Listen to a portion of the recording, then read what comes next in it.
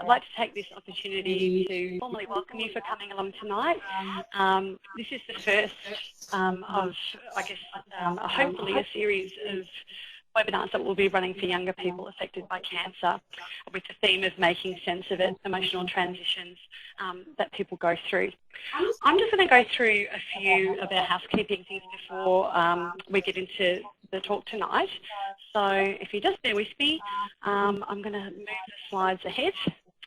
So just a couple of things before we get going. If you're having trouble hearing, you can actually dial in via teleconference. The other thing that I wanted to say too, for any burning questions that you have throughout the night, you actually have the ability to type them. So if you look down the bottom of your screen, you'll see that there's, and I'm just going to type something in here now just to give you a bit of an example. So I've just typed in hello. So if you type in that little feedback panel down the bottom and press send, your question will come up. So we encourage you to put any questions that come into your mind by doing that and pressing the Q button next to it. You're also welcome to chat to each other. It's such a great opportunity to just share ideas and to learn from Carrie as she's presenting. So the format for tonight, we've actually changed that agenda a little bit.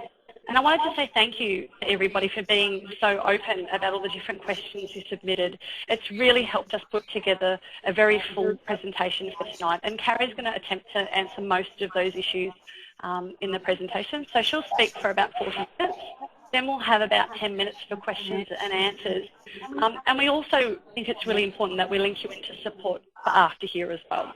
So I'm going to go through some of our collaborators' details and places where you can get additional support.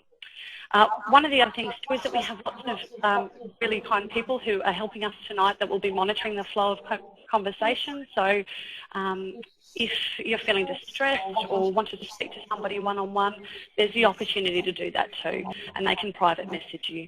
So that's all available. And just a final thing as well, just if you are chatting in the space below, we just ask that you respect people's privacy and confidentiality. So anything that's said tonight in the chat room stays in the chat room. And just finally, if you are joining us, dial in and listen on the phone. So sometimes the quality is a little bit better than using your internal computer speakers. The number's 1-800-130-986 and the passcode is 66969693 hash button. If you're having lots of problems and not sure what's going wrong, the lovely Molly will be in the other room to help you through that. So you just need to dial 03 9635 5632. So that's it for me for now in terms of just the housekeeping stuff. We'll get on with the rest of the presentation. So we're just changing over the presentations, and while we do that, I'm going to tell you a little bit about Dr. Carrie Lethbord. Carrie's had over 20 years experience in cancer science from a clinical, educational and research perspective. She currently holds the positions of Clinical Leader, Cancer Social Work and Coordinator of Psychosocial Care at Cancer Services at St Vincent's Hospital in Melbourne, as well as appointments at Peter MacCallum Cancer Centre, the University of Melbourne and the University at Monash. Carrie is widely published in peer-reviewed journals and textbooks, as well as producing an award-winning children's book for children who have a parent with cancer. We're very lucky to have her here tonight to share her insights around the journeys that we all face. I'd like to welcome Carrie Lethbord. Thank you very much, Amanda. And I'm trying to, in my mind, picture all of you sitting in your lounge rooms or wherever you are at the moment. I know we have some clinicians. I know we have some people who are living with cancer and some people that love them listening tonight. And it's an honour to have this time to talk to you about what is a really difficult issue in terms of adjusting to an experience of cancer. I want to just start by making a real understatement, and that is that this is having an experience of cancer is a major life interruption. John Lennon said, "Life is what happens while you're busy making other plans."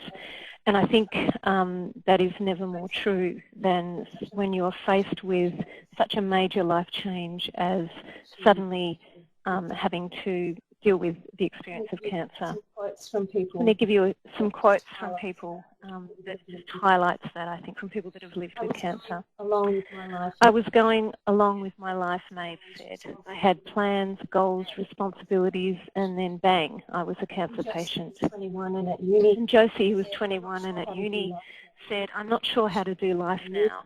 Do I finish uni? Do I move back home with mum and dad? Who's 24. And Dave, who's 24, says, I can hardly face seeing my mates. They're all living the life I should be living, and it's hard. So this is a really big trip up. And it's a trip up not just for people who are diagnosed with cancer, but for everyone around them. This has an impact and a ripple effect through families. And I think that you can't go through something that trips you up in such a big way without processing it and without being changed by it. But I hope that I can help you understand some of that process, because I think that's a really big part of it, and give you a few tips on what might help in that adjustment. Now, a number of you have already sent in questions, and we've been really honoured to get them. They've been very moving questions. I'm also going to be putting up some questions for you to think about yourself in helping you process where you're at in this journey throughout the session.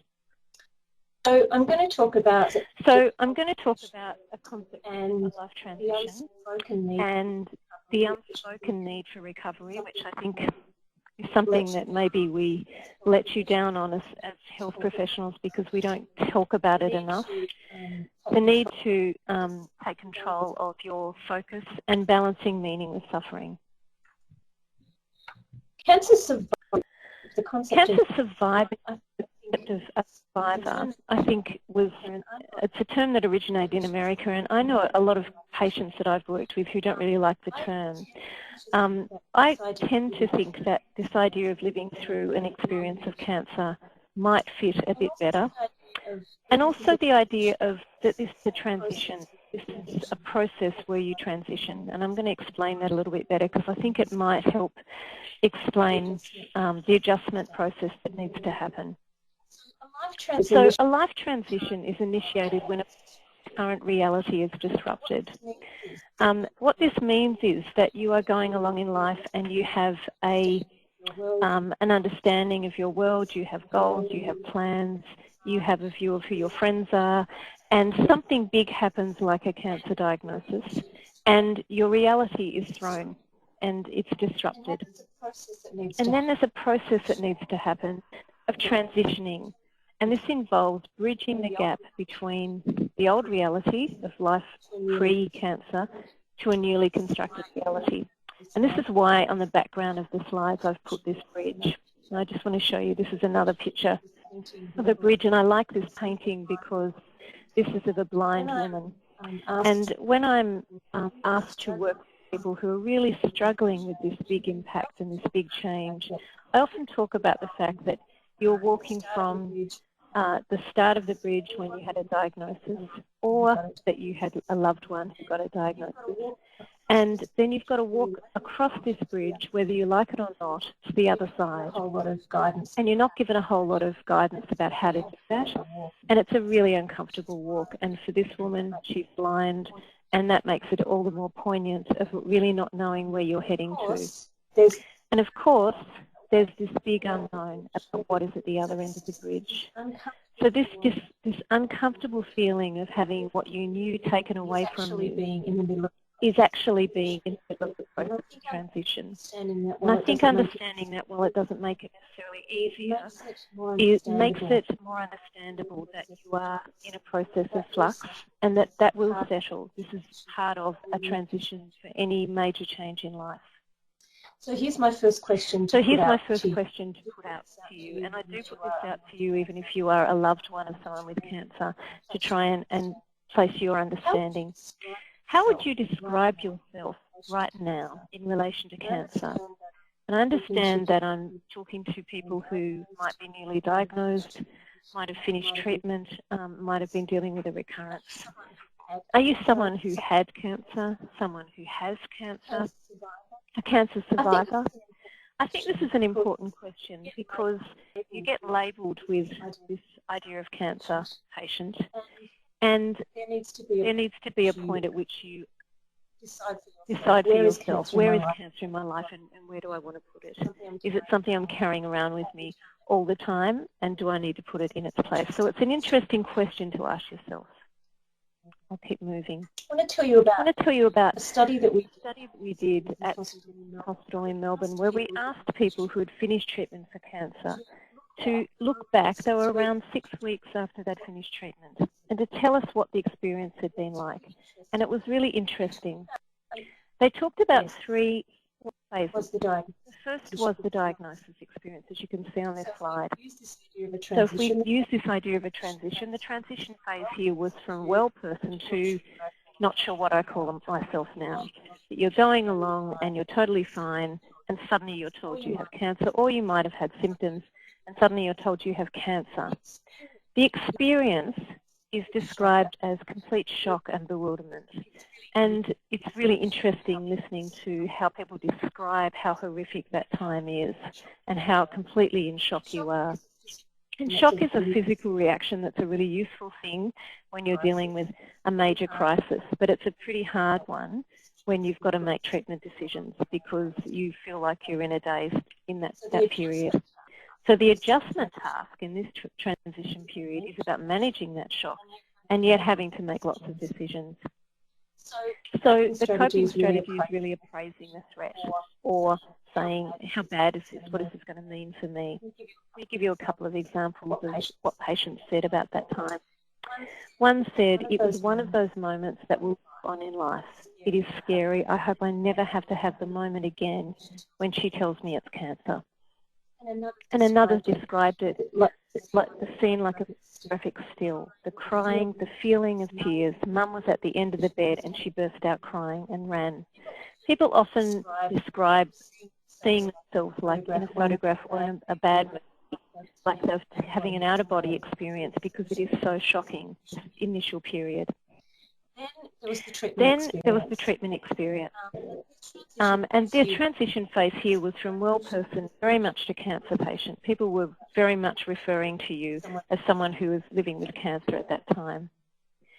Interestingly, the experience of treatment, because it can be fairly traumatic, was about just getting through it, experiencing lots of psychological and physical trauma.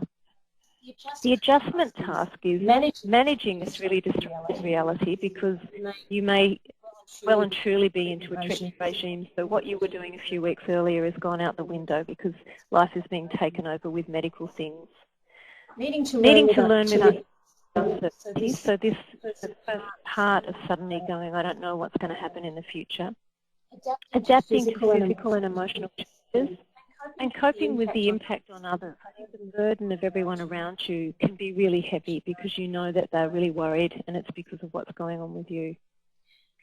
But really interesting for me was that the patients described this as the coping strategy as avoidance, of not thinking about treatment, trying to think positively, of focusing on tasks and all the people that were around them, the busyness. One woman said it was like a racehorse that has blinkers on, that she just had to look ahead and not look sideways at what was going on around her. Let me give you a couple of quotes. It was just awful. It was as bad or worse than I ever expected it to be.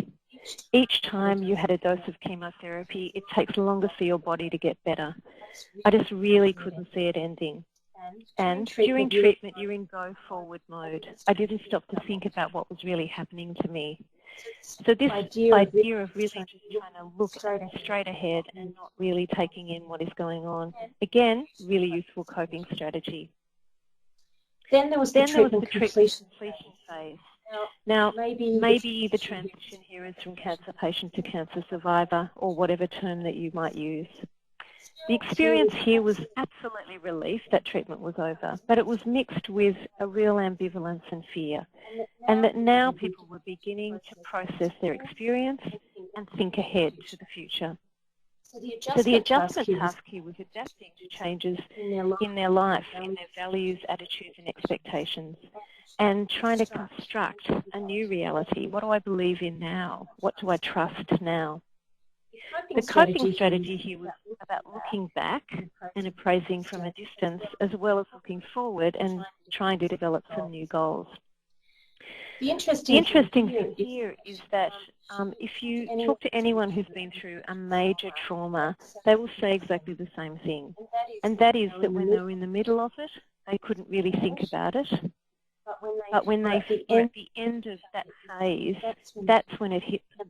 And that's when they started to look back and say, gee, that was worse than I ever really gave it credit for being. So it actually makes a lot of sense if you think about the experience of trauma. And again, I would say this for carers as well, that you have the shock of diagnosis, the trauma of treatment, and then treatment finishes and you look back and you're able to start to appraise it and really take the full force of the impact. Let me give you a couple of quotes. Claire happily said, I can do cartwheels down the street when she finished treatment. And Gail said, I told my doctor, that's it, I'm not coming back here anymore. It was just so really great. But Annie says, whereas at the time of going through treatment, the time of being operated on and having all of that, it was a time when I didn't really think I ever really had cancer. Looking back, I think it was a bit unreal, whereas now it's becoming real. Now, I hope this is not too complicated at the table for you. I'll talk you through it. I'm summarising here what I've just gone through. And that is, in the left-hand column, you can see these three phases: diagnosis, treatment, and treatment completion. And then in the middle column, you see the experience: shock, bewilderment, just getting through the trauma, and then this relief mixed with ambivalence and fear. The problem was that when you look at the final column on the right-hand side, in terms of psychological support, and so this is from us in the hospitals, but also from family and friends. At the diagnosis part, you have everyone around. You meet lots of people, maybe too many people. Food gets brought to you. It's like a crisis intervention, and there's full resources. You get lots of information. During treatment, certainly from the hospital point of view, we kind of monitor how things are going. The resources are around for you if you need them, and we really just support through. However, when treatment finishes, it's often not even talked about as a stage, and there are little or no resources. Often we're back with the next person who's just been diagnosed, and family and friends have moved on because treatment is finished. Let me just add now a new column. You'll see now the right-hand column is the experience of partners and loved ones, because we also interviewed them when we did this study. I think this is really interesting too. So at diagnosis, partners and loved ones absolutely talked about shock and bewilderment in the same way as patients. And I think if we could measure shock and bewilderment, it would be as big for loved ones as it is for the patient. However, they also talked about needing to take control very quickly, even if it was only in their mind. So whilst patients might have said, when the doctor said it was cancer, that they suddenly went blank, family members and partners and loved ones would very quickly start thinking, what does this mean? What are we going to do? Am I going to need to leave work? Will I have to take time off? How are we going to manage? During the treatment phase, the partners and loved ones talked about concerns about practical issues, certainly a feeling of helplessness, because whilst they're trying to help, we don't give them many guidelines, and I don't know that a lot of people focus on their needs. Certainly a feeling of exhaustion, dealing with their own existential issues about how they feel about life now. It can be a very isolated position, and that they were pacing themselves through their own traumatic experience.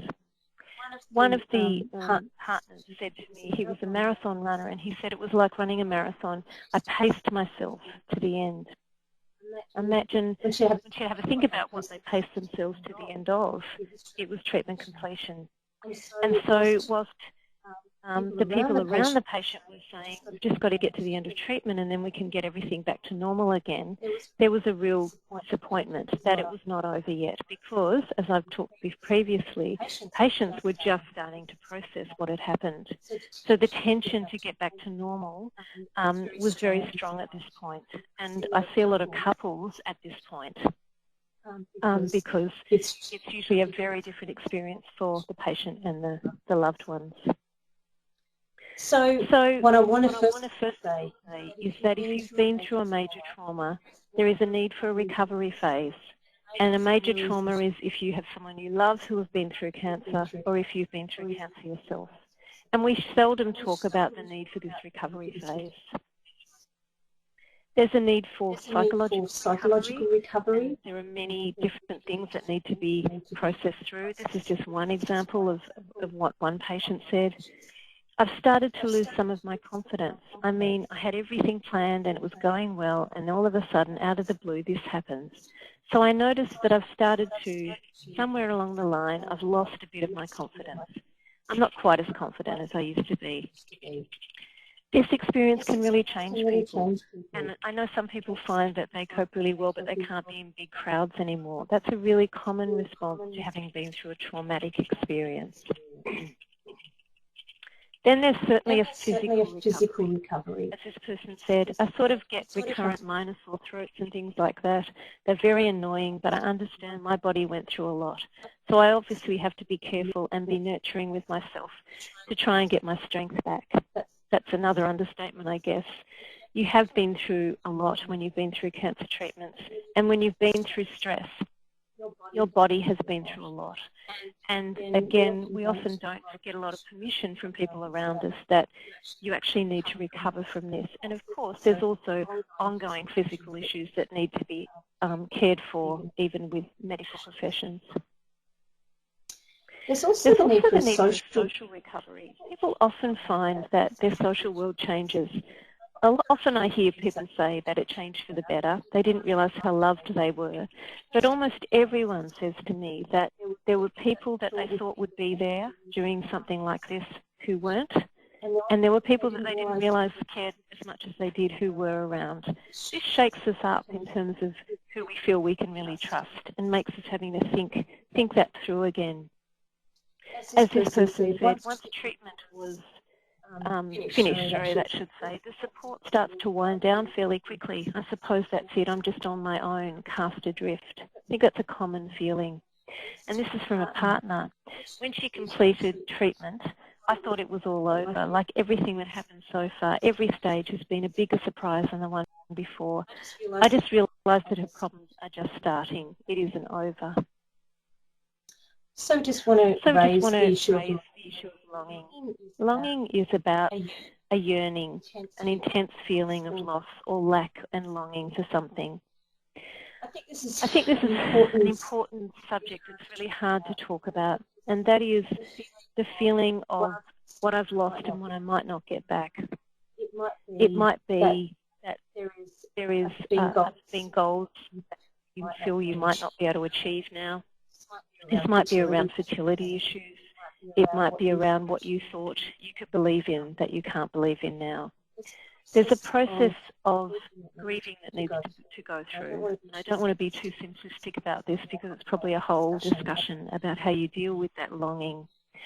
But I think we need to acknowledge it. I know that there can be some pressure on you when you've been through cancer treatment to feel grateful that you've been through the treatment, and you might not be feeling very grateful when there are losses that you need to experience. And I just think this is part of the recovery, and it's something that you should get support with and should ask for help with, because it's a loss. It's a real loss, just like any loss. And I think we sometimes downplay it, and all of the statements about needing to be positive and look on the bright side of things doesn't help when you're feeling a sense of longing and loss. So I just want to summarise this part. Living through the experience of diagnosis and treatment for cancer has many similarities to living through any traumatic experience. While a person is in the middle of a traumatic experience, they're seldom able to focus on the experience themselves. Rather, they use diversion and avoidance commonly as a coping mechanism for managing this trauma. So a major aspect of the survivorship experience, even if that's from the moment you're diagnosed onwards, following a trauma relates to the residual impact of the experience that was avoided at the time when it was too hard to face it. So here's my next question for you to think about. What areas do you still need to go through recovery about for your cancer experience? And I say that to carers as well. What are the bits that you need to recover from? Sometimes I think we just keep looking ahead and feel like we need to just focus on what's going to happen the next day, and yet we're carrying with us things that need to be processed. So I want you to have a think about that too. Now, one of the biggest things that I know is hard to carry with you is this idea of living with uncertainty. And I want to just talk about some tips that might help with some of that, including bringing the focus back to now. Let me give you a couple of points. You start to worry a bit more. This is the time when you start to think, God, that happened to me, and an event gives you a bit of a jolt, like you're reading the newspaper and you see something about cancer and it throws you again. Occasionally I do have the odd worry, just every now and then. I just sort of get a little bit panicky and I think, gosh, there's nothing being pumped into my body to stop anything that possibly might be growing or whatever. Really common comments for people when they've finished treatment. I want to just give you this metaphor of a microscope. Because with microscopes, you can turn the handle and you can focus very closely in on something, and you can pull back and you can focus on a much wider picture. Often when you're feeling panicked about uncertainty, it's because you're pulling back and looking at the wider picture. You're thinking, what's going to happen in 3 months, in 2 years, in 5 years, next week, whatever it is that is feeling uncomfortable. One of the things that's useful is to try and pull back into what you do feel comfortable with. And by that I mean, some people it is, can you get through to lunchtime? Do you feel like you can make plans for this morning? Do you feel like you can make plans for tonight? Do you feel like you can plan right up to next weekend? Whatever feels comfortable, pull back to that. That's a really important skill to learn when you're feeling very out of control and that you feel like what's ahead of you is so unknown that it's just too hard to be carrying around with you. And I have to say that goal setting, even when they're really small goals, I'm going to bring that person back. That's the one thing I'm going to do this week. Can really help you in those steps, getting back onto your feet. The other thing that can be really useful is learning a bit of cognitive therapy. And obviously, this is not something I'm going to be able to cover a whole session on tonight. But I just want to tell you a bit about this, and I really encourage you to look into this idea of challenging automatic negative thoughts, because it's a really great skill in terms of dealing with uncertainty. Let me give you an example of Mary, who has finished treatment for breast cancer 2 weeks ago. She's had a whole couple of days where she hasn't thought that much about it, and she's sitting down reading the morning paper, feeling okay. And she comes across an article about breast cancer, and don't we seem to see so much more in the media when we're actually living with something like this? She comes across an article and it says something about early detection or whatever, and she keeps flicking through the paper, but her mood has changed. She's now feeling quite tense. She's feeling it in her shoulders. She's getting a bit of a headache. She goes and does some washing up, and she's throwing the dishes down. And then a friend rings and says, how are you? And she says, actually, I'm feeling terrible. I don't know why. Now, if I was talking to Mary, I would ask her, when did she start feeling that? And she might be able to track back to when she read that in the newspaper. Often we have an automatic negative thought, and we don't even really notice that we've done it. And if I had worked with her to be able to really piece out those thoughts, she might say, well, actually, the thought went through my head, I'm never going to get away from cancer. It's everywhere. And so if you find you have some of those thoughts, it's important to learn how to stop and look at them, because they're not helpful. They're coming because of your fear of uncertainty. So we might say to her, what are the errors in that statement? Like, I'm never going to get away from cancer. Well, she knows that she's finished treatment, she knows that she's got good supports around her, etc., etc. Is there an alternative point of view? One might be that she has gotten through the worst part of treatment, and she is going to be able to focus on now. She might ask what's the best thing or the worst thing that can happen, and she might decide that the fact that there's still lots of research being done and it being in the paper about cancer is a good thing. She might ask herself what is the effect or consequences of her thinking. Is this a particular thought helpful for me right now? Well, it's not. It's not going to change anything for her to get upset about it being in the paper. And so it's important to be able to put it in its place. The other example that's really common is you've been working in the garden or you've been out on the bike or whatever it is and you've pulled a muscle and you start to worry that that pain is actually something like a cancer coming back. Again, you would go through these steps. Well, have I done anything differently? Is this pain been around for a long time? Is it something I can't control? If all those answers are no, then you need to just say, you know what, it's okay to get anxious about these things, but I'm going to give it a few more days. I'm going to take a painkiller and then see how I go. If the pain kept going, then my advice would be to go and get it checked out. And then you can again put it in its place. So this is not about any worrying thought being squashing it down, because sometimes those worrying thoughts are telling you need to get some help on something. But if you can learn to start looking at these automatic negative thoughts that aren't helpful and that come in at night time when you're trying to get to sleep, you will start to learn how to put them in their place, and I can promise you that this will work. So just some points about living with uncertainty. If you can face the fears, I promise you they will be able to be put in their place a lot better than the energy that it takes to push them away, because we know that they keep coming into your mind until you listen to them. So being able to talk about your fears, being able to write them down, being able to take them somewhere and talk to someone that might be able to help you with them is really important. Learning how to challenge automatic negative thoughts is something that can help you through a lot of things in life. Embracing moments. I know that this can be a really hard thing to do, but when you are worried about what's going to happen tomorrow, if you stop and think that actually I could do some nice things today, you will constantly have nice days. And so it's important to learn how to pull back into the moments that you have control over. I'll say again that setting goals within the limits of what you know and you feel comfortable with is important. And again, that might be setting a goal for this week, next month, the end of the year, whatever you feel comfortable. But set some goals. It doesn't matter what they are. And finally, remember the only thing that we have control over is the way we respond to the things that happen to us and the meaning we have in our life. And I'm going to talk a little bit more about that now. So I want to talk about this idea of balancing meaning and suffering. Let me just explain what looks like a bit of a complicated diagram here. This has come from, again, some research we've done at St Vincent's Hospital, where we've been looking at what the experience is of living with cancer. And again, this came out of a number of interviews with patients.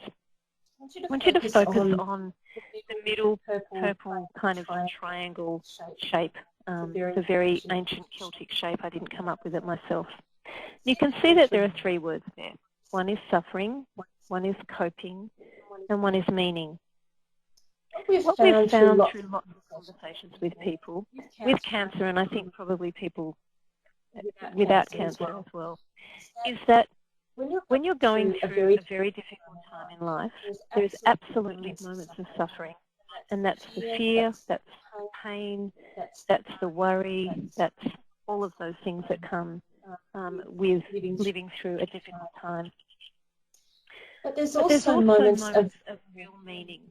People often say that they know what's important in life in an instant when they're faced with something like cancer, or that they're moved by someone giving them a call or sending them a card or seeing a beautiful sunset like they were never moved before.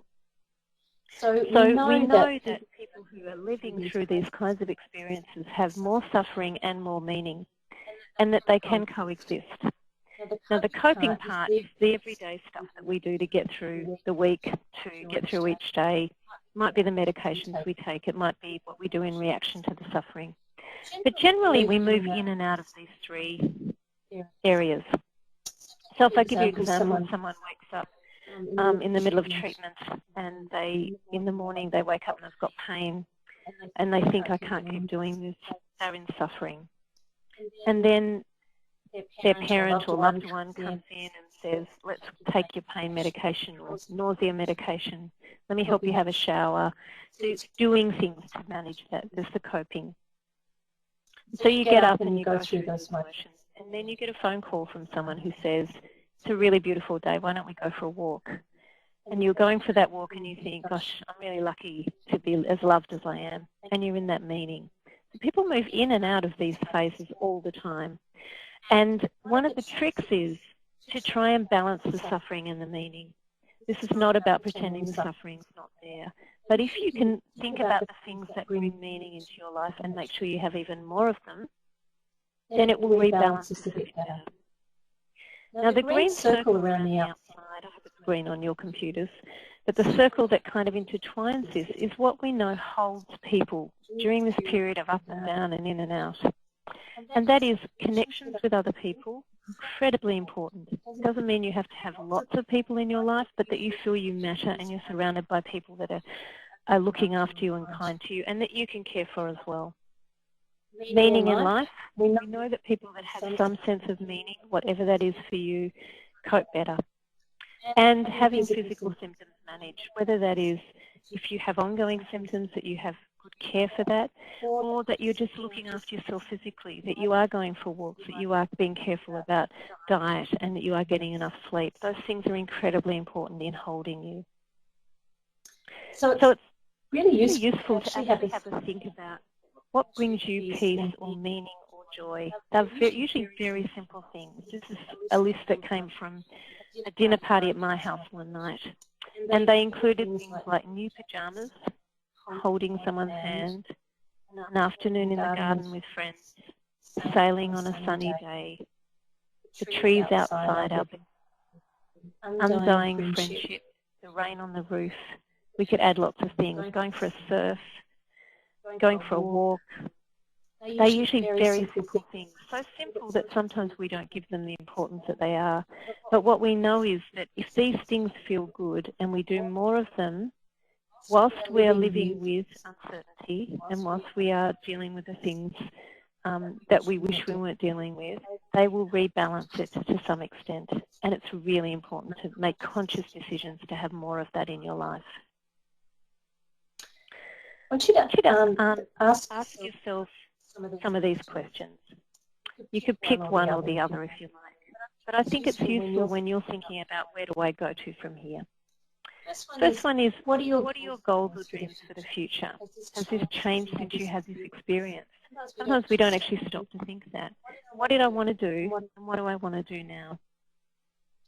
Or you might ask yourself, what are 3 things that you would rather not have in your life anymore? This is a really good time to think these things through. What are 3 things that you really value and appreciate about your life? What are 3 things that you would like to have in your life but don't have right now? And how can you make some steps to find them?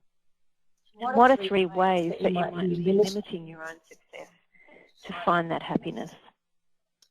And a final one is, can you think of one word or statement to describe you before you had cancer or you had someone that you loved have cancer, and then one word to describe you after cancer? This is another important one, and again, not something that we often stop and think about. But I've certainly had people that say I was someone who did everything for everyone, and now I learned I'm someone who knows how to say no. Or it might be that I was someone who was really confident, and now I'm someone who's really scared. Whatever it is, it helps you to identify what are the things that you want to start focusing on for yourself in your own recovery. So I said at the beginning that I would talk about life transition, the unspoken need for recovery, deciding to take control of your focus, and balancing meaning and suffering. And what I've wanted to say here is that this experience of going through cancer is a life transition, and that after you go through the trauma of cancer, there is a need for recovery, and that in order to manage uncertainty, you need to take control of your focus. And finally, that it's really important to balance meaning and suffering. Okay. a little breast because one of the questions, a number of questions that we were sent in the lead up to tonight were questions about how to talk to kids about cancer. So I'm taking a big shift now from what I've just been talking about. Hold your questions if there's some specific ones about what I've talked about up to this point. I want to just talk very briefly about how do you talk to kids about cancer. And I've got up here the picture of a very brand new, hot off the press document that's been put out by the Cancer Council on talking to kids about cancer. It's a new edition, and the edition before, it's a fantastic edition. It's one of the best things I've ever seen, and I've used it a lot in terms of talking with kids about cancer. You can download it, you can get a copy sent to you, so you'll see there's a URL there. What's fantastic about this, if you have children in your life, is that it goes through both, it gives you scripts of ways you can say things, and it goes through from little people to teenagers on how to talk about these issues. So it's really, really, really good. I can't say that enough. But I just want to pull out a couple of bits from it for those of you that ask these questions. And I think hopefully these are some principles that might be useful all around. So some principles around kids and cancer. Cancer is a family experience. This comes along and rocks everyone in the family in very different ways. As a parent, you are the expert and you need to be supported in your parenting role. You really can't fool kids. I could give you many examples of parents who've said to me that their kids don't know what's going on, and then they tell me exactly what's going on. You really cannot fool them. They might find out from someone else if you decide not to talk to them about it. And they have a right to know. And that kids are incredibly resilient. Actually, they've been found to be more resilient than adults. They don't have the baggage we have in terms of being able to cope. They can cope. They know that there are secrets in the house. It's not shared with them. And so the first point is it's just much more important to be open with them. But this is difficult. It's difficult to talk to children about cancer because we want to protect them. We want their lives to be happy. We don't want them to worry. We want them to feel sure about everything in their life. And it feels hard to give them something to talk to them about something that is going to bring up issues for them. The fact is, cancer is in the house, and it's important to be able to talk about it to help them to manage it. The second reason why it's difficult is because children are still developing their understanding of the world. And when they're little people, they can only understand what you told them to the extent that they see the world. And so we need to tell them in very careful language so that it fits with the way that they view the world. And the other is that if you are living with cancer yourself, or you have another child in the house who's living with cancer, or a partner, it's already stressful. So it's in that setting that we're having to do this. So I know it's difficult, but I still want to say to you that kids will be better off if we talk to them. So I'm going to go through some fairly quick principles about talking about cancer. And maybe these are principles about talking to them, to children and adults. Friends around you. The first one is open the door. Telling your children or whoever they are in your family about cancer is not a one-off event. It's an unfolding story. And your children will need regular updates as you find out more information. Let your children know that they can come to you at any time with questions or concerns. Children often won't say that they're worried, so they need lots of chances to talk and for you to draw out these concerns. Don't expect to be perfect. Talking to your kids about cancer can be confronting and upsetting. Sometimes it can be tricky to talk to them, and you may make a bit of a mess of it. Happens with parenting. None of us are perfect. Don't panic. If things don't work out the way you planned, take time to work out what you will do differently next time. Kids will cope if the conversation doesn't go exactly as planned. And a setback can be a great chance for growth for both you and your kids. Give yourself a break. You weren't a perfect parent before cancer, and you won't be a perfect parent after cancer. But let your kids ask questions. Try not to overload them too much with information. it can help to say something like, you really appreciate their questions. Like, you have such great questions. It's really great that you've thought about that. Often children's questions have hidden meanings, so try to tease out the real meaning with responses like, that's really interesting. What got you thinking about that? Or you don't have to immediately answer questions. You could say something like, that's a really good question, and I want to talk to Dad, Mum, the doctor, whoever, and I'll let you know what they say. Just some final points in this. Try not to overload them with too much information at once. It can help to show that you appreciate their questions. And I'm just repeating the questions the same as I've done here before, so I won't go through them all. But my point is that you don't need to be really skillful in this. It's not a big one-off conversation. It's a matter of sitting down, asking them what they understand is going on, and really leaving the door open to be able to answer their questions. So that was really rushed through, but I want to recommend that document to you if you've got more specific questions about how to detect kids with cancer. I'm going to stop there. I think I've probably talked a little bit and hand back over to see if there's any more questions. Thanks so much, Harry. I think it's interesting to hit a few of the chords of people understanding. I can see through the feed. I agree, and it was so insightful. I think there's definitely so many points that bring away with us. Metaphor of the open, pulling back around, what's manageable, what time. There's points around listening to internal thoughts and automatic thoughts and challenging those truths that sort of pop in there. More the negative thoughts, the negative truths.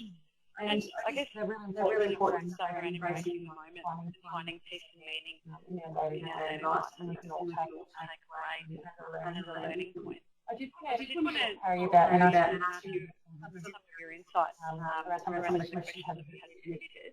I haven't had any real questions that have popped up through the feed, but I know that for some of the people that are in the audience, the fear of recurrence and dealing with that has been a real challenge.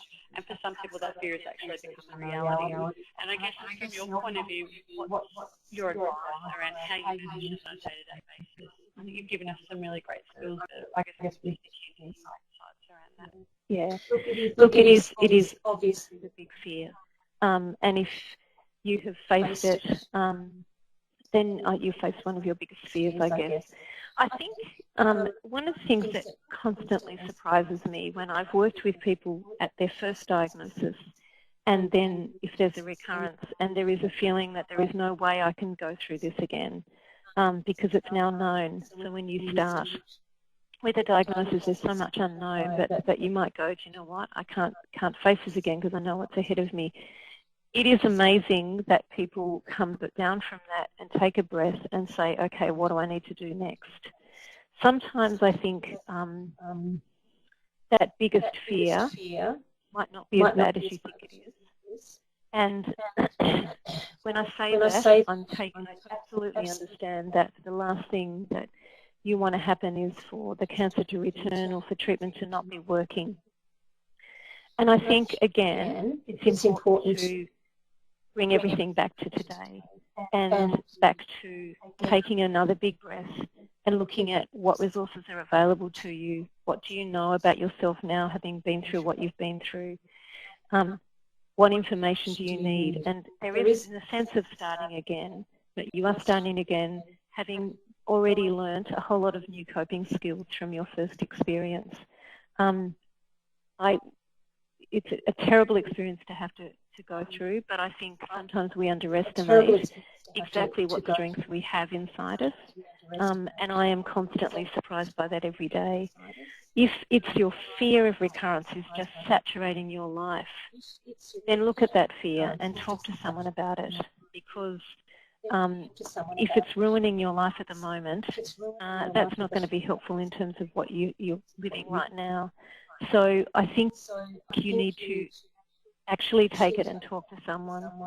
I think sometimes we feel like we should be able to cope without worrying about the future. And I have heard people say, I got through treatment and so it's wrong for me to worry about it coming back. But actually it makes total sense that that's a concern. And maybe you need to sit down with your doctor next time you go for a checkup, or maybe you need to see if there's some counselling support to actually look at it, look at the fear, and then put it in its place. I think that's probably all I can say. And I guess just in that same vein, we've had lots of questions submitted around getting back to that new normal, I guess. that comes after cancer and Managing those relationships and the way that other people have changed. So I guess to put all those questions into one big one that we can ask in that last sort of 10 minutes is around what advice would you give people around how to return to life, I guess, with this new normal now, and a normal that's different to the one before, and how do you manage other people's expectations of you, sort of getting back to normal and being the same as you were when you feel really, really different? Yeah.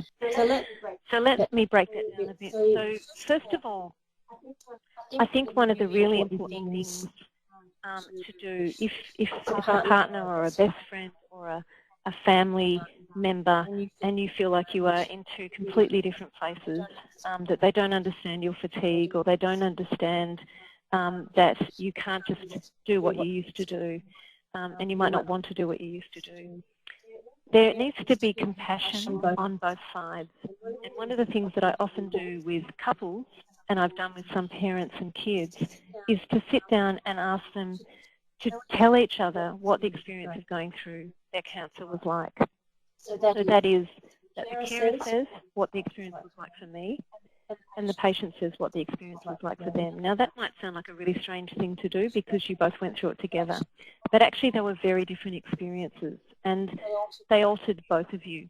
And so being able to explain to each other and really hear the trauma that you've both been through, and to try and come back together, because sometimes you can be so far apart at that stage, to come back together and be able to say, so what's our next step, and how can we help each other, having been through what we've been through, to take the next step.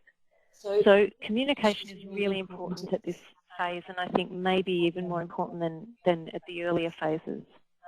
And sometimes that's easiest done with a third person there.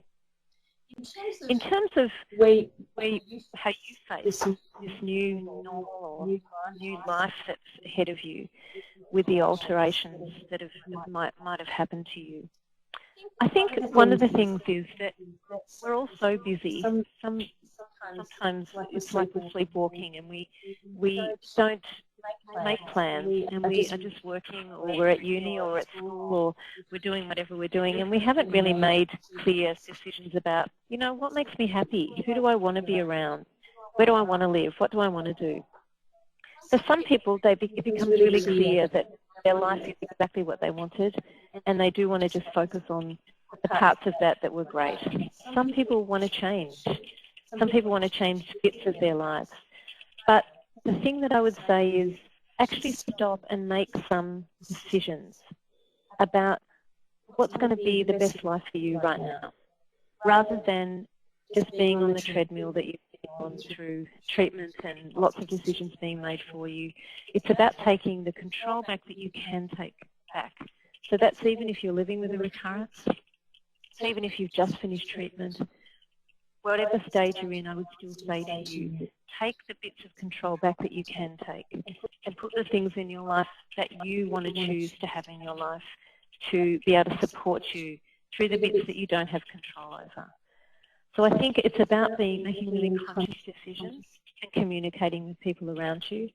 And I think for patients, I would say, for people that, I shouldn't call you patients, people that have been through a cancer experience, I'd encourage you to have some compassion for the people that are around you as well, because when people say to you, you look really great, and you think, if one more person tells me I'm looking great and I feel terrible, I'm going to get really upset, it's important to understand for them that they're also just wanting to make you feel good. So it's a two-way street, and the best way to do it is to walk that walk together. And the way you do that is by being really open about those thoughts without being judging. None of you asked to go on this journey, and you've all done the best that you can. And so this is about coming together with the people that you know will be supportive and trying to take a few more steps ahead that are really conscious steps. Sorry, I think on bias and another discussion today. There was a question through the feed. I'm just going to read that out of one of our last questions. And how do you think the survival statistics or prognosis provided in treatment impact on your current experience? I'm assuming that means within the context of that you're in your appointment and the doctor's survival rate. That's a great question, isn't it? Because I think, you know, that part of the uncertainty of cancer, it's a really difficult one, you know, for the people that look after you in the hospitals and for you, because we actually can't really give each other what we want. We can't tell you a definitive answer about what treatment and the end of treatment is going to be like, whether treatment is going to work for 10 years or forever, when we can't give you those answers and you can't say, well, that's okay, I'm okay with the uncertainty. It is the thing that is really hard about cancer. And so statistics can be helpful and they can be the thing that we really focus on because it is a number.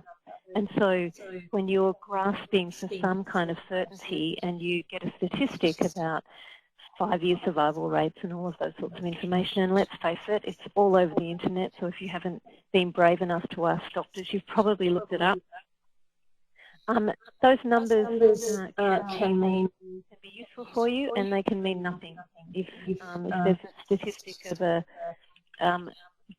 70% of people responding well to a treatment, you can choose to think of yourself as one of those 70% or one of the 30%.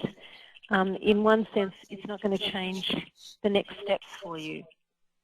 So I don't think statistics can be that helpful, and I think that they can be something that you can really grab hold of when you're looking for some sense of surety. It's important to be informed. I'd encourage you to be informed, but I think you need to be really careful about the information that you have, and I think that a lot of that sort of information should give you the questions to ask rather than the answers. But just be aware of it. If you're really hanging on to something someone said, it's probably because you want something to hang on to. And the reality is that we need to pull back to today and know what you can focus on. I say that again because I know how scary it can be to be walking that tightrope. There's been a bit of a comment there too about the magic 5 years. Yes, everyone says 5 years. I hear that a lot. There you go, and I just said it again. Yeah, but it's impact on I guess for some people too, but can be really tricky.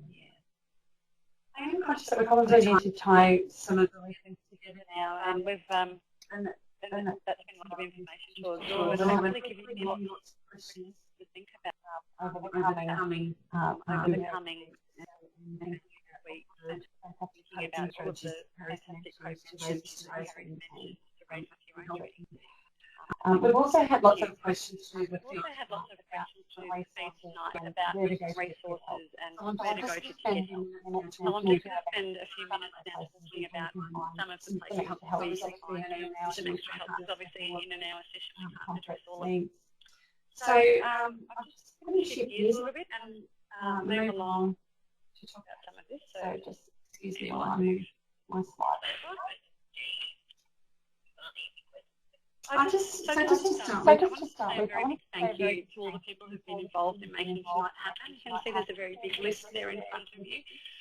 All of these people have given their time very generously, and in particular I want to say thank you to Molly, who's our volunteer coordinator, who's put in lots of time and numerous hours to making tonight happen, so thank you, Molly. I'm going to start with our campaign. And I know that we're all from different life experiences tonight, so I'm going to mention a few different services that can help you with your journey. So Canteen is an Australia-wide peer support organisation for younger people. They support people aged 12 to 20 living with cancer, including patients, siblings and offspring, and bereaved siblings and offspring.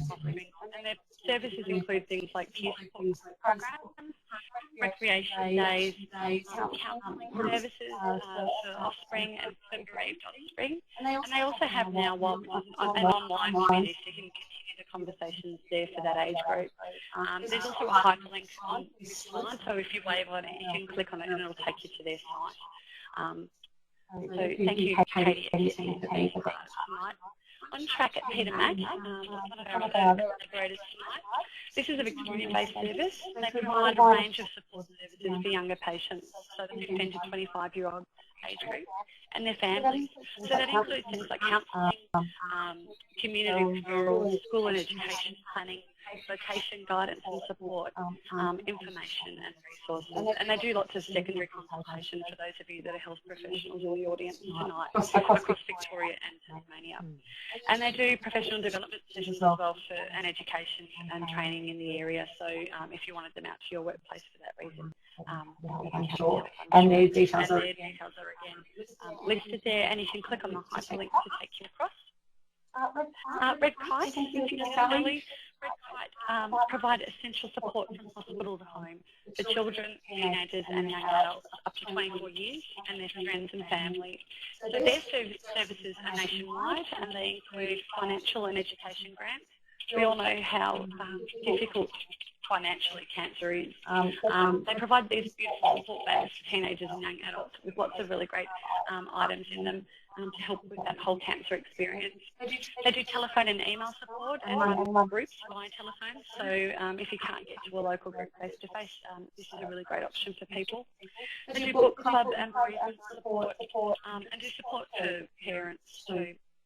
So you just all you need to do is call 1-800-RED to be put through to the divisional office. Thank you very much, Tanya and Mel, for all your input. They support young adults on their cancer journey. Their primary role is to provide peer-to-peer support for young adults. So that's anyone aged 18 to 40, their carers, their family and friends. They have lots of services like the Mates in My Shoes program. They do wellness escapes, get spoiled events, Warwick wishes, and have fun. I think one of the things that's, there's so much stuff that you have to do when you've got cancer, just to be able to get together and have a bit of fun is so important. So you'll find their contact details there again. And finally, Cancer Council. I'd like to thank all the different cancer councils who've put in their input into tonight, and I'm going to speak about us as a national body. Primarily, cancer councils provide confidential support and information for people with cancer. This is provided by a cancer professional, and depending on your state, that might be a cancer nurse or a counsellor. We do lots of practical support. So I know that there were questions submitted around, how do I get back to a healthy lifestyle? What are the things that I can do to reduce my risk of recurrence? These are questions we answer on a daily basis. So link into the helpline, speak to one of our cancer health professionals and help you get back on track. We also provide lots of support around returning to work. We give out financial grants, we do holiday escapes, and do lots and lots of peer support and do things like what we're doing tonight. We actually have an online community too, so we really encourage you to, we know tonight's just been a little taste, but continue that conversation. Cancer Connections is our national online space for people to get together and to talk about what it's like to have cancer. I think we can all sort of sit there and emphasise, but when it comes down to it, it's that experience and knowing that the person talking to you is in exactly the same position that really makes a difference sometimes. So there's a hyperlink on your screen now, and that takes you through. That was the site that you used to register for tonight too. So if you're not a regular user of Cancer Connections, please log on, check out the young adult space, and continue those conversations there. And just in terms of cancer information, we'll have lots and lots of online information. So for any of the Cancer Council resources that we mentioned tonight, like the Talking to Kids About Cancer booklet, return to work info, any of that stuff, the Cancer Directory is a really good place to visit to find all that information at any stage of cancer, any age. as well as the Cancer Council Australia site, which is www.cancer.org.au, or you can call our helpline, which is 13 11 20, and that will take you through the Cancer Council in your state. So where's from here? I just wanted to talk about a couple of things around our ideas around where we're going with this project. Firstly, I just want to emphasise that please do contact any of our collaborators for further support. We know this has given you a lot to think about, and it's probably brought forward a lot of the things that often we push to the back of our mind. So it's okay to feel, I guess, sometimes that balance is a little bit out of whack for a while, and we really encourage you to be kind to yourself and link into ongoing support if you need it. And we're here to help you do that. Like I said, Cancer Connections has a created space for young adults, so please stay involved and register on there. And we really encourage you to give us your feedback. This is going to shape where we go to with supporting younger adults. This has been a new experience for us, so we're really keen to hear from you what you think are the most important issues. We know also, and I want to really acknowledge, there's been a lot of questions about fertility, infertility, fear of and the reality of those issues, and as well as that sexuality and relationship stuff. And we just felt like it was too much to take on tonight to do it justice. So what we're actually thinking is probably provide that in another session based around those issues. So if that's what you're wanting, please let us know, and we're happy to try and meet that need. So to tell us what you think, you can do it right now. You just need to click on SurveyMonkey and that will take you through. And otherwise I'll send you an email tomorrow with the link. So please be honest and let us know what you think, and we'll take it from here. So thank you very much. I just want to thank you all for your attendance, and a big thank you to our organising committee, and especially Carrie, for filling in on short notice too. Have a lovely night, everybody.